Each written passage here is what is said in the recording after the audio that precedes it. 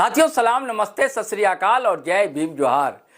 साथियों एक फिल्मी गाना है, ये तेरा घर ये मेरा घर, ये घर बहुत हसीन है। हंसी आ रही है ना दोस्तों? ये तेरी क्रेडिट ये मेरी क्रेडिट, क्रेडिट तो बहुत हसीन है दोस्तों। क्रेडिट लेने की होड़ सी मची हुई है। दरअसल विस्थापन आयोग का गठन होने जा रहा है, दरअसल साहित्य अकादमी बनने जा रही है, दरअसल कला बोर्ड बनने जा रहा है। ऐसी कई घोषणाएं तो होती रहती, लेकिन इस पर मोहर लगी कैबिनेट की, उसके बाद से क्रेडिट लेने की होड़ सी मची हुई। सबसे पहले आए Tiger Jairam Mahato, jail camp supremo. इसको लेकर लगातार वो एग्रेसिव रहे हैं।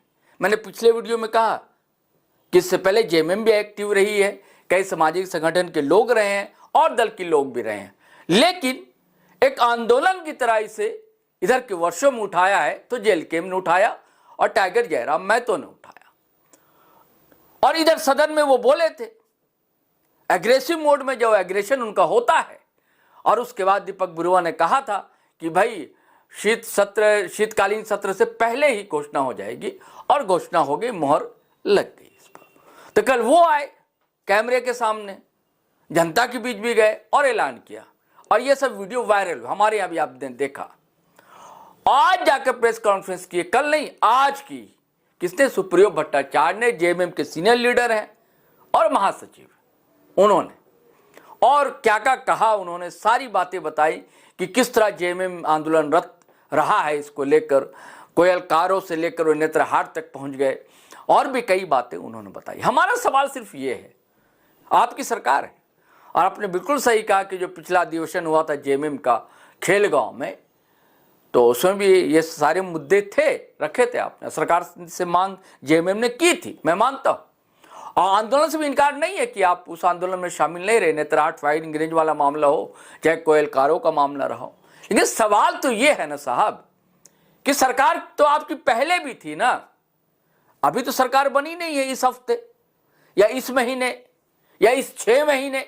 सरकार तो पिछला टर्म जो है हेमंत सोरेन ही सरकार में थे, मुख्यमंत्री वही थे, जेएमएम ही अगुवाई कर रही थी सरकार की। तब आपने ये सब क्यों नहीं किया था? अब जब हो गया, इतना प्रेशर था जनता का, ऐसे कई मुद्दे हावी हो रहे थे आदिवासी समाज को लेकर, जो मुद्दे हैं जैसे कि नगड़ी का मामला इधर गर्म था, रिम्स 2 का मामला गर्म था, सूर्या इनकाउंटर का मामला गर्म था, तो आप लेकर आए। अच्छी बात है, हम भी सराहना करते, प्रशंसा करते।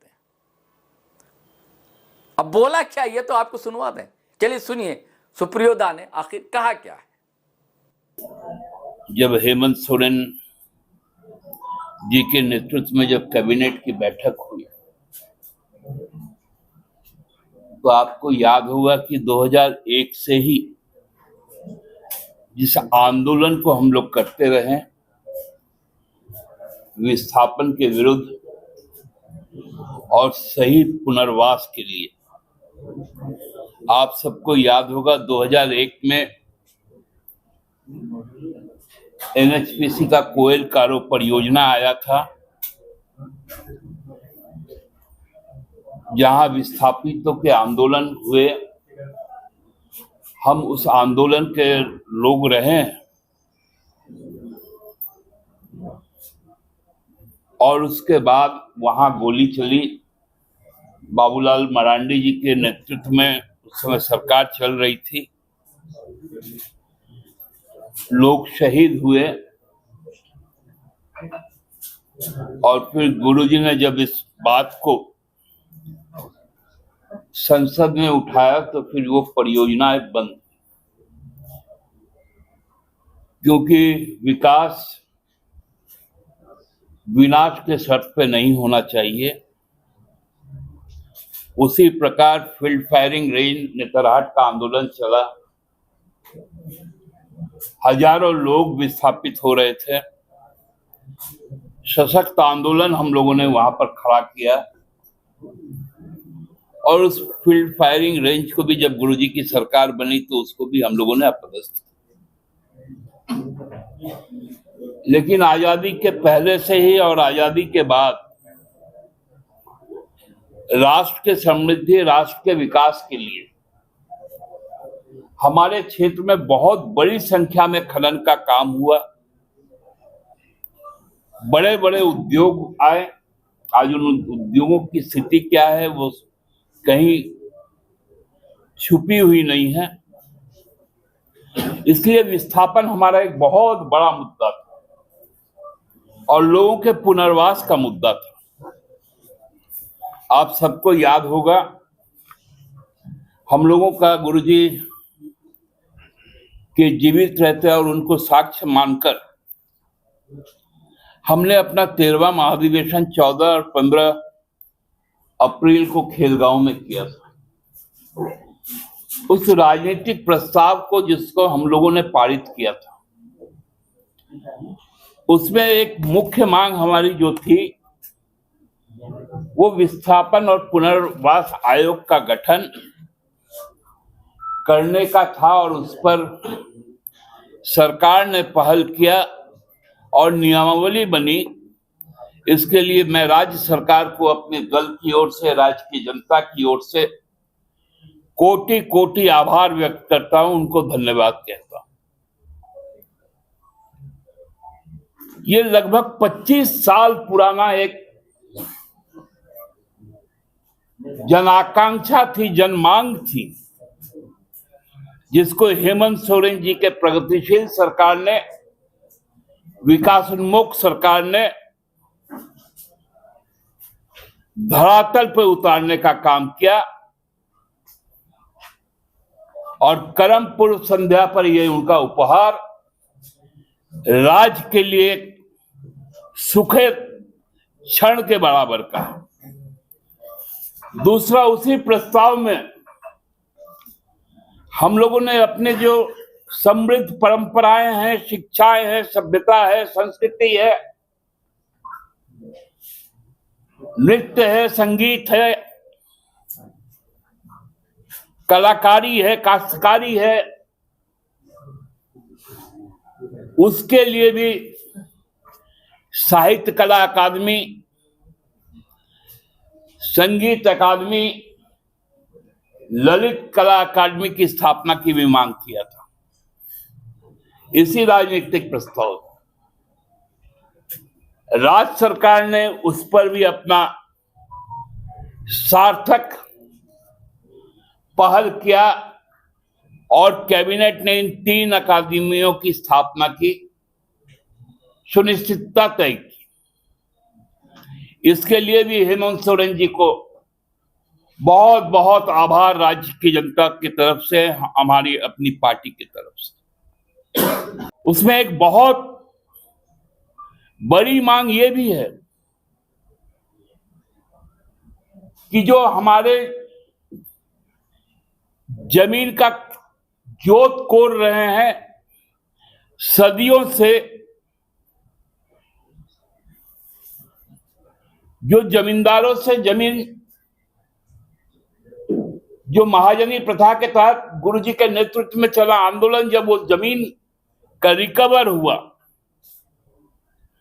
अब उसका भी राजस्व पट्टा देने का काम सरकार को करना है। ये पार्टी का निर्णय था और हमें पूरा विश्वास है कि हेमंत सोरेन जी की सरकार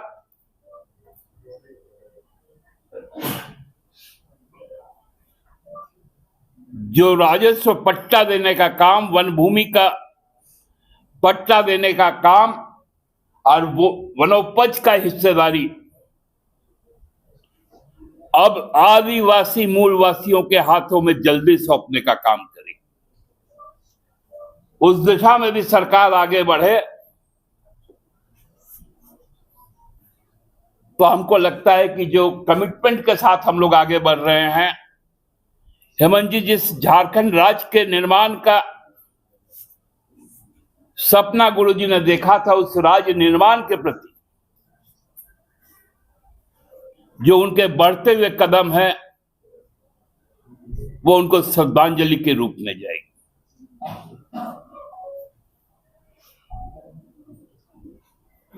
नेमरा से निकलकर पूरे झारखंड में, हम कहें पूरे देश में, शोषित, पीड़ित, आदिवासी, मूलवासी, जरूरतमंद मजदूर, किसान से सरकार जितना भी मुद्दे हैं उनको गुरुजी ने उठाया।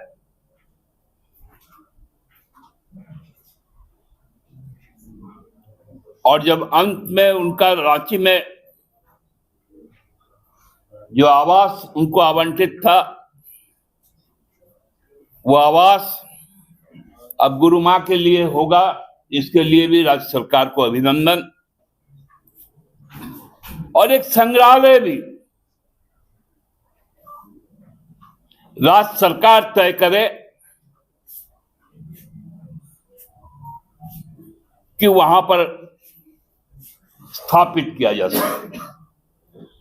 मैं कल का एक और बड़ा निर्णय है ट्रांसमिशन का। आबाद विद्युत आपूर्ति हर राज्य के हर कोने कोने में हो,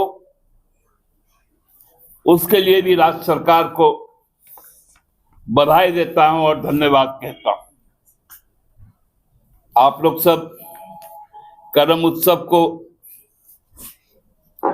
पूरे आनंद के साथ, हमारे देशज भावना के साथ मनाएं, उसकी बहुत बहुत शुभकामनाएं। धन्यवाद।